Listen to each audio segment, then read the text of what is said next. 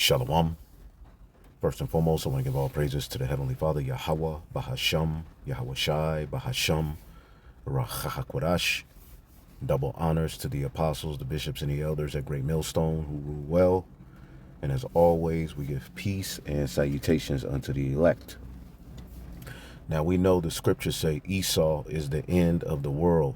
All right, you get it in the GNT, 2nd Esdras 6 and 9. Baba Kasha, somebody posted on the comment board. I don't have much time, but it says Esau represents the end of this age, and Jacob represents the beginning of the kingdom that comes after it. All right, when you tie that with biblical prophecy, we know that Babylon the Great would be the final rulership of the heathen nations. So by default, we know that Esau, Edom controls, all right, this modern day Babylon the Great, which is America. All right, not only do they control that, but they control this beast system, all right, that would take root in the earth. And it fulfills the blessing that was given unto them by Isaac, that they would have the fatness of the earth and the dew of heaven from above, meaning they will control all of the resources. And he also blessed them with a sword. All right, this is why Esau, Edom's military, all right, is the greatest military this earth has ever seen, and it seems impossible that he will ever fall. But we're living in the times where that sword is being divided. Egyptian is against Egyptian. They're all over the place. And as you can see, the worm is spread under them, meaning moral decay. And they're on their way out. Now, I have here in the book of Numbers, the 24th chapter, because I asked ChatGPT a very interesting question. I'm going to share the answers that's concerning the Amalekites. All right, now we know the Amalekites are Edomites. All right, but when you read here in Numbers, the 24th chapter, all right, there was a particular heathen priest who was set to put a stumbling block and a curse on Israel, but he received a vision that ultimately Israel would win in the end. All right, and when you start at Numbers 24, all right, I'll just start at 17, which this is speaking of Yahweh Shai. I read it in the NLT. It says, I see him, but not here and now, meaning Yahweh Shai. I perceive him, but far in a distant future. A star will rise from Jacob, which is Yahweh Shai, and a scepter will emerge from Israel. It will crush the forehead of Moab's people, cracking the skull of the people of Sheth, all right, meaning the heathen nations, all right, that would eventually, all right, because eventually we know through Noah, all right, we know from Adam through Seth, eventually you would have Noah, who had Shem, Ham, and Japheth, and from that 18 nations came, and only one of those nations were chosen, the Israelites. It says Edom will be taken over, and Seir, its enemy, will be conquered while Israel marches on in triumph. This is a prophecy that has not come to pass yet. A ruler will rise in Jacob who will destroy the survivors, all right, of Okay, and that's speaking of Yahweh Shai. Okay, and these are all prophecies, and we know, as the scriptures say, the scripture can't be broken. All right, but then something else is said. Then Balaam looked over towards the people of Amalek and delivered this message. Amalek was the greatest of the nations, but his destiny is destruction. Now, who's Amalek? Let's look up Amalek, all right, and we have tied them, all right, to the people who are claiming to be the chosen people, all right. We have the documents, and it's all the spirit, all right. Amalek, okay. It says the son of Eliphaz by his concubine Timnah, grandson of Esau. So the Amalekites are Edomites. But as you see here, it says Amalek. Let's read it in the King James. Amalek was the first of the nations. Now this word first, all right, this word first, Ra'ashiath, meaning the beginning, the best, the chief. Okay, and when you go into the root word Ra'ash, head, top, summit, upper part, chief, total, sum, head, height, head of man. Okay, head, front, beginning. Okay, so Esau, Edom will be at the front. He would be the mightiest nation, as we read in the NLT. Let's read it again. Amalek was the greatest of the nations. Now, there's no there's no history we can go into where Amalek was the greatest nation. That's being fulfilled in this time. Okay? And Amalek was also the first nation to attack us when we were exodus out of Egypt. They attacked the elderly and the children, man. And the Lord told Moses to remember that. Remember what Amalek did. Okay, in the book of Deuteronomy, the 25th chapter, I believe. Okay, as a matter of fact, let's get that real quick. Deuteronomy, the 25th chapter, and I believe the 17th verse, if I'm not mistaken. Okay, Deuteronomy 25 and 17. Remember what the Amalekites did to you as you came from Egypt. They attacked you when you were exhausted and weary, and they struck down those who were straggling behind. They had no fear of the Most High. Therefore, when the Lord gives you rest from all your enemies in the land that he is giving you as a special possession, you must destroy the Amalekites and erase their memory from under heaven. All right. And over the years, all right, particular Israelite King David tried it. All right. Before that, the Lord ordered King Saul to do it. But we know that particular Amalekites scurried away. That hasn't been fulfilled yet. It's going to be fulfilled, okay, as we read in the book of Obadiah real quick. Right? The book of Obadiah, and you'll understand what I'm getting at in just a minute. Obadiah verse 18, it says, in the house of Jacob shall be a fire, and the house of Joseph a flame. All right, that's all 12 tribes being brought back together, the throne of David, and the house of Esau for stubble, and they shall kindle in them and devour them, and there shall not be any remaining of the house of Esau. So it's going to be fulfilled under the tabernacle of David once Yahweh Shai establishes the throne of David. Okay, so again, Numbers 24, all right, says what? All right, Amalek will be the greatest of the nations, but his destiny is destruction, man. So Amalek in the latter days will be at the forefront. He will be the greatest, and it's very interesting that he was the child of a concubine. All right, children of concubines aren't supposed to get the inheritance, all right, on the level of a child of a free woman. So this is why you see the American Edomites, all right, pissed off with the so-called Jews, because ultimately they've hoarded the blessing to themselves. And this is like, how, nigga? All right, but that's another lesson for another time. Let's get the book of Revelation, the 6th chapter, real quick. All right, let's get Revelation, the 6th chapter, to tie this all to Amalek. Revelation 6 and 4. And there went out another horse that was red, and power was given unto him that sat thereon to take peace from the earth, and that they should kill one another. And there was given unto him a great sword. Now we know Esau, Edom, came out red. All right, we know that this beast system is known as the scarlet color beast. We know that this system as well is known as the red dragon. Okay, how do we know that? Let's get Revelation, the 12th chapter. Okay, and let's start at the 3rd verse. The red dragon, Satan. Okay, and this is the children of Satan. Remember, 2 Thessalonians tells you that this man will come to do the bidding of Satan. Right? Revelation 12 and 3. And there appeared another wonder in heaven, and behold, a great red dragon. Okay, this is the same dragon that's spoken about in the various, in the next chapter. Okay, speaking of what? The Western Roman Empire. Okay, why is it red? Because they are Edomites. The Edomites ran that empire. The Edomites run the revival of it. They run this beast system, having 7 heads and 10 horns. All right, great red dragon. Now, this being the Edomites, all right, and the Amalekites are Edomites as well. Okay, because as you read this, all right, having 7 heads and 10 horns. We always break that down. I don't have time to go fully into it. If you need the understanding, ask. We have various videos on it. Okay. In his tail drew the 3rd part of the stars of heaven, and did cast them to the earth. Judah, Benjamin, and Levi, all right, were cast to the earth. All right. They were under the Roman authority. All right. They were a vassal to the Roman Empire. Okay. They were in slavery. Right. It says, and the dragon stood before the woman, which was ready to be delivered and to devour her child as soon as it was born. All right. And who's that talking about? What history is that going into?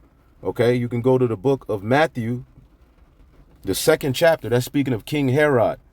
Okay, now who's King Herod? Okay, who's Herod? Give me 1 second. Herod, heroic, the name of a royal family that flourished among the Jews in the time of Yahushua and the apostles.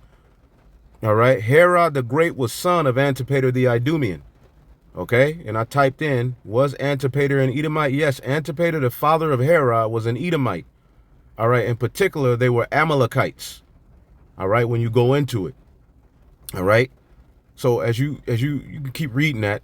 Okay, Herod was an Edomite. So when you read about this great red dragon, okay, that stood before the woman to devour her child, that history can be read in Matthew, the 2nd chapter. So the Edomites, the Amalekites, all right, are at the forefront of this beast system having 7 heads and 10 horns. And when you do the cross reference, okay, that's the very system that's going to be ruling in end time prophecy. Okay, I mean, all you had to do is just go into prophecy, man. Okay, Revelation 17:3. So he carried me away in the spirit in the wilderness, and I saw a woman sit upon a scarlet colored beast, full of the names of blasphemy, having 7 heads and 10 horns. And as you read, this is the very system that will be in rulership in end time prophecy. Okay, so as the scriptures say, Amalek will be the greatest of the nations. It's speaking of the Edomites that rule this beast system. Okay, and the woman that sits on the scarlet colored beast is speaking of Babylon the Great. All right. And the scarlet colored beast is this beast system. Scarlet is a derivative of red. Okay, so it's all the same thing, man. Okay, now what I did, all right, because the Amalekites are at the forefront of this. When you go into who's at the forefront, who runs Hollywood, who runs Monsanto, who runs the banks, okay, it's the Amalekites, man, the small hats. They are at the forefront of all of this. The Edomites are in rulership, but the top nation or tribe amongst the Edomites are the Amalekites that are ruling. So what I did, okay, what I did here, let's go here, is I typed in, what would the world be like if the biblical Amalekites were ruling? What would they be doing in the earth? Okay, it said that's a really interesting speculative question. The Amalekites are described in the Bible as a nomadic tribe, often portrayed as bitter enemies of Israel. Okay, because when you go into the book of Genesis, the seed of the serpent, which would be fulfilled in Cain, and then Esau would have war with the seed of the woman, which what? The seed of the woman is the Israelites, the chosen lineage. Okay, it says, so this is why there's always so much friction between the two, because it fulfills prophecy. It says they're depicted as ruthless, attacking Israelites from behind during their exodus. Okay, and are frequently associated with violence, cruelty, and opposition to God's will. So if we imagine a world where the biblical Amalekites were in power, which they are in power, okay, pursuant to the scriptures, we know Esau is the end of the world. Amalekites are Edomites, and we just read the prophecy, all right, where that heathen got a vision, and he said Amalek would be the greatest of the nations, but his end would be his destruction. So Amalek is at the forefront of Esau's blessing. It says, so if we were to imagine a world where the biblical Amalekites were in power, it would likely reflect the qualities they were known for in the scripture. Though, of course, this is deeply symbolic and theological, not historical and ethnographic. Here's a possible scenario. Oppression and ruthlessness. The Amalekites might rule through fear, conquest, and domination. And remember, they have the sword. The scriptures, the blessing that Esau was given, it said, by thy sword shall thou live. So they have a beast system that allows them, all right, to wage war, to use economic hitman, and to just be what? Oppressive, man. Conquering lands. All right, even the Balfour Declaration, which gave them rights, so-called rights to certain portions of the land of Israel, it was through war. Okay, and look what's going on today. Look what's happening today to the Palestinians. It says societies could be more, all right, militaristic Societies would be more militaristic and oppressive, especially towards those considered weak or other. Now, what did we just read in Revelation 6 and 9? This again, let's go to it real quick so I don't want to mangle it. And I'm playing with just a little bit of time, but I just wanted to get this out of the way. Been having this for a minute. Revelation 6 and 4, and there went out another horse that was red, and power was given him that sat thereon to take peace from the earth, and that they should kill one another.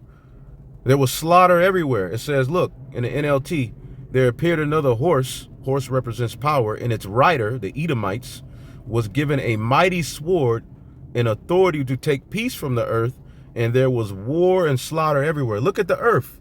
Why? Because the Amalekites are ruling, the Edomites are ruling.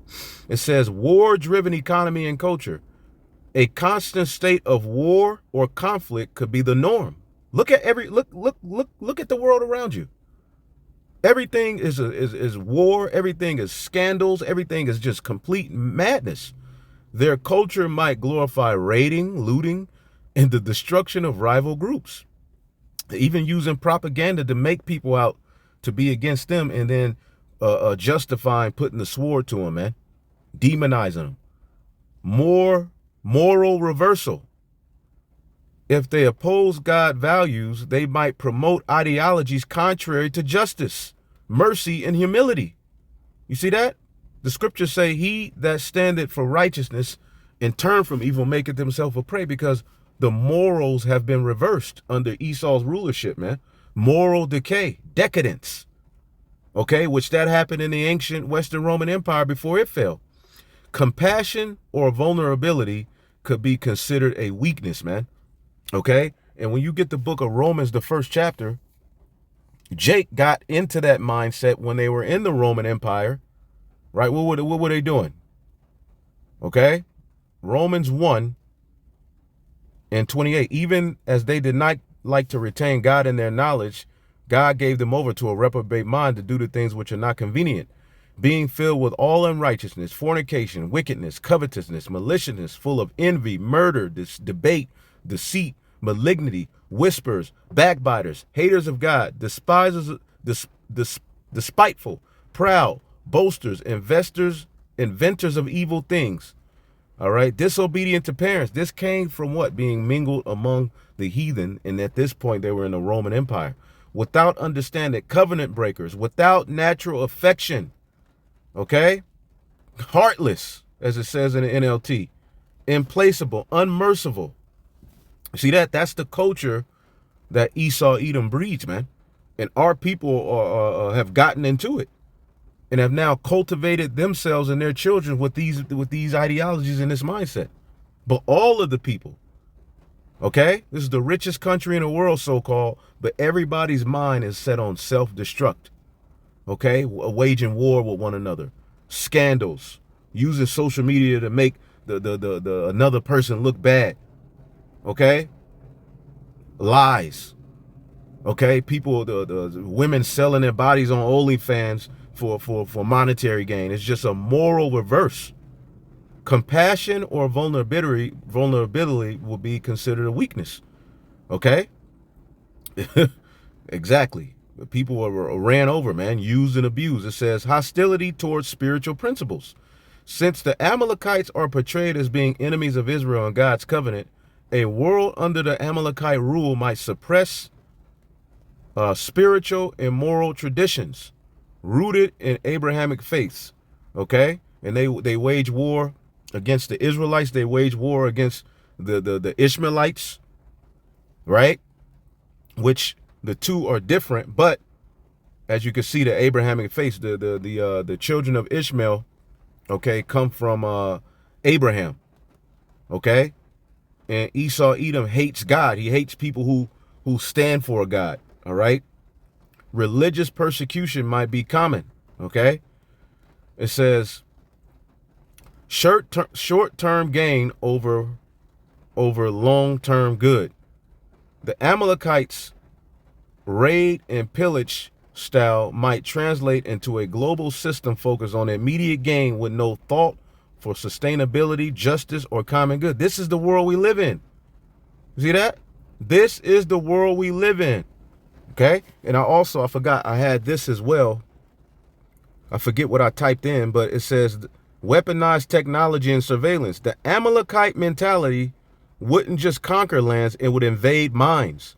Tech would be used to manipulate thought, behavior, and loyalty, not empower humanity. Surveillance would be total, not for safety, but for control. Tower of Babel. Think spiritual warfare meets psychological operations, man. And everywhere you look, you see psychological operations being waged, man. Everything is a psyop. Okay? It says erosion of identity and meaning. Amalek is said to have attacked stragglers, meaning the elderly and the young, when we were leaving out of Egypt. Those disconnected from the source, faith, community, strength. So under Amalek rule, the world might be geared to disconnect people from their families, okay, from the roots of their heritage, from purpose or transcendence. This is where we are now. Okay, the culture here it doesn't breed family. It doesn't breed people, all right, knowing who they really are. Is what? Rooted in pseudoscience. Okay, what does the book of 2 Thessalonians say? Again, we got to get it. We quoted it, but now we got to read it. 2 Thessalonians chapter 2 and 8. And then shall that wicked be revealed, whom the Lord shall consume with the spirit of his mouth, and shall destroy with the brightness of his coming, even him whose coming is after the working of Satan with all power and signs and lying wonders. NLT, this man will come to do the work of Satan with counterfeit power, signs, and miracles. And again, this word, lying, is pseudos. That's what runs this world, pseudoscience. That's what was used to justify the jab. Pseudoscience, all of the things that run and control people's thought is what? A lie. Conscience and intentional falsehood. In a broad sense, whatever is not what it seems to be. Perverse, impious, deceitful precepts. He even uses the Bible to manipulate and wage war on the mind. Everything is a war on people's minds, man. Okay?